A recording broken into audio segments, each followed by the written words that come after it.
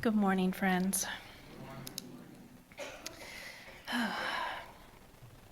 My name is Lyssa Martin. My pronouns are she, her, they, and I do most sincerely invite you all to be my friend. It's a difficult thing to summarize oneself and a lifetime of experiences into one sermon, but I think I've done it. I'm an introvert, so standing up here in front of you is a challenge for me. But I also really appreciate efficiency. So this is the most efficient way that I could introduce myself to everyone at the same time. I am a relative newcomer to your community. I've been attending regularly since early January, after a number of years of being what I call UU adjacent. I had read the UU principles, I had followed the subreddit, what else is there? But it was finally at the end of last year that serendipity finally bonked me over the head enough times that I felt like I had to listen. I feel like the lessons of my lifetime have guided me to be here, and so far I have loved sharing this time with you. I may have been a stranger, but I have loved cheering your joys and sending strength for your concerns. Thank you for sharing yourselves so that I might have the opportunity to get to know you. So I guess by standing up here today and introducing myself, what I'm saying is, you're stuck with me now. Now, psychologically, and this is a real thing, it's supposed to take about 50 hours, 50 hours, of being in a shared environment for two people to go from acquaintances to casual friends, and another 200 hours of quality time, to consider someone a close friend. Attending since January gives me like 30 hours max, maybe a few more for you singing resistance folks. However, those numbers are the default, the unconscious baseline of connection. But life is short and unpredictable, and we are intelligent beings who can choose whatever path we want. So I invite you all to speedrun some friendship with me. Yes, I'm talking to you too, Zoom folks. While I tell you a little bit about myself and where I find myself standing in this tapestry of faith. So, again, for those like me who are terrible at names, what a day to have forgotten my name tag. My name is Lyssa Martin. My pronouns are she, her, they. I'm 40 years old, turning 41 in October, and I have two kids, age 17 and 15, and I live in South Hillsborough with my partner Chris and our 3 cats.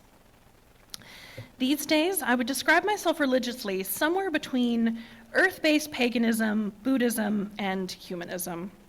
The 8 principles of UUism are, to me, the basic fundamentals of how we should be interacting with each other and the world. However, I grew up Mormon, the oldest of 5 kids, so the path from there to here has been a wild ride.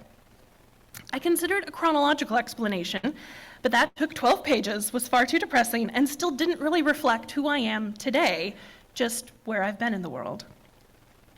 Thankfully, one of my lifelong special interests has been human psychology and why we as humans make the choices we make, as individuals, in our friendships, our relationships, in business, and as a society. In college, I had the opportunity to study psychology, anthropology, world religions, and human development, and since then I've continued to study neurodivergence and complex trauma in the brain for a friend. My sincerity, standing before you today, offering my friendship, is not ignorance or naivete, but based on hard-fought moments that have shaped me positively just as much as they have wounded me. Now, my brain loves to optimize, strategize, pattern match, puzzle out an answer to a problem, and I've used those traits throughout my life to great success and great frustration. So in optimizing my story, I began to notice a different sort of theme. Instead of a chronological story, what better way to introduce you to the core of who I am today than through the lens of my spiritual journey and the lessons I've incorporated into my life as a result. And as it turns out, it's a very short list. It's only 3 things. First, the truth is everywhere. You already know this. If you hearken back to one of the lessons that Reverend Soto taught, what feel like a couple weeks, but may have been a couple months back, about the elephant in a dark room, where everyone is touching a different part of that elephant, but their experiences are all accurate. They're reflections of what they touched is accurate, but somebody hanging onto the tail of the elephant is going to have a much different story than the person holding onto the trunk of the elephant. Everyone in that story has a piece of their truth, but their experiences are wildly different. I see that in everyone I encounter. Each of you knows something profoundly true about the nature of our human experience, the answer to life, the universe, and everything. And we have to remain curious, not defensive, when someone is trying to describe their truth that's different from ours, if we're ever going to get an understanding of the greater whole. I don't know if there is a greater whole to understand, but I know I won't find it by relying on only my own short lifespan and lived experiences. As a person who has dismissed the religious traditions of my forefathers, I was a fifth-generation Mormon, by the way. My spiritual practices now have elements that can be found in a variety of traditions, but are only the specific things that resonate with me. Things like bells, sound cleansing, meditation and singing to find that quiet, calm center of myself. Sometimes pop songs come to me in times when I need that particular message. My deity is both reverent and chaotic because I am both reverent and chaotic. If we have a purpose, I believe it is to experience this world. I find the more I remain open to the truth and the lessons around me, the more practice I get watching for the small opportunities to support and encourage and uplift those around me. The closer I get to feeling like my authentic, holy self, the person I want to be. Lesson number 2, connection is how we survive. Yeah, also says science. We weren't meant to be surviving or thriving alone. That's not how humans have existed, ever. But we all carry the seeds of light and darkness, good and evil, hope and despair. We are holy and flawed. So to connect with another human is risky. Putting energy into connecting and supporting your neighbors and community is hard work. Not everyone is going to have your best interest in mind. Not all families, not all communities are safe places for someone to stay, and leaving is the right answer. But emotionally, mentally, physiologically, humans need community and interconnected layers of support to thrive. We live in a world built around individualism and isolation, so for a time, that is the easier path. But as we become more isolated, our collective mental health is suffering. I'll spare you these statistics that I considered including because I think we all already understand that the world is hurting. So what do? We do what we've always done. We organize and join a community around a shared set of principles. That's what humans have been doing this entire time. I am here because Unitarian Universalism is the best example I have found in my 40 years so far of looking at how to create and sustain such a community without a strict religious dogma. I am a strong believer that humans need their communities to have a defined set of shared beliefs, like you often find in church spaces, but we also need the freedom to explore our own truth with or without a capital T. We as UUs don't have to agree on everything in order to agree on the important things, like the inherent worth and dignity of every person, respect for the interconnected web of all existence, and the desire to build a diverse, multicultural community free from individual and institutional racism and discrimination.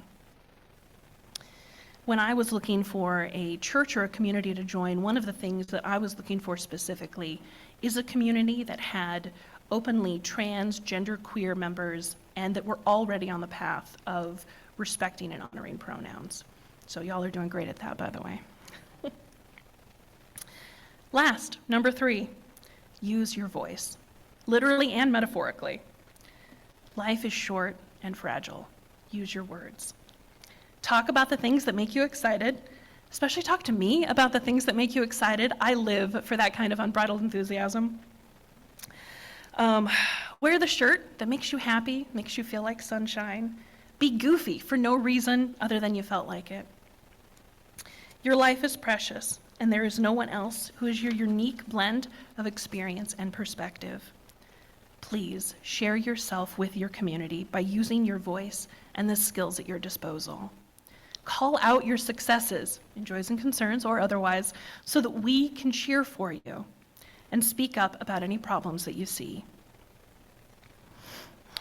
I personally enjoy cheering silently with jazz hands when I'm excited in church, but if I'm disturbing you, It is a gift if you let me know.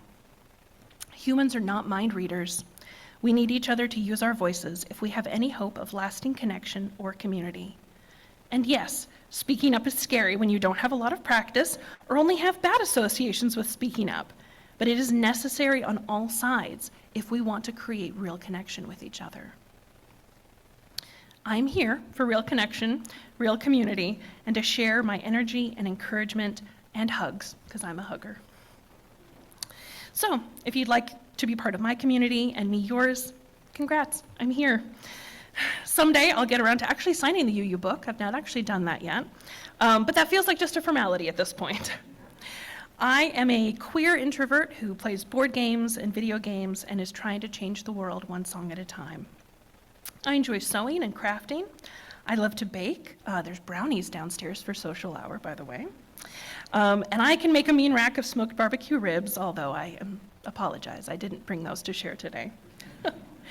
I'm on Facebook, Discord, and Signal, so send me a friend request if you see my face pop up on your timeline. I love to connect. One of the ways I enjoy sharing with my community is through song, which was why I've taken such joy in singing Resistance. Hopefully I'll be able to make the commitment to join choir in the upcoming season. The timing hasn't been right on that yet, but I'll get there. So I hope you're enjoying today's music, and I look forward to sharing many more hours in joyful noise with you all. Thank you, friends.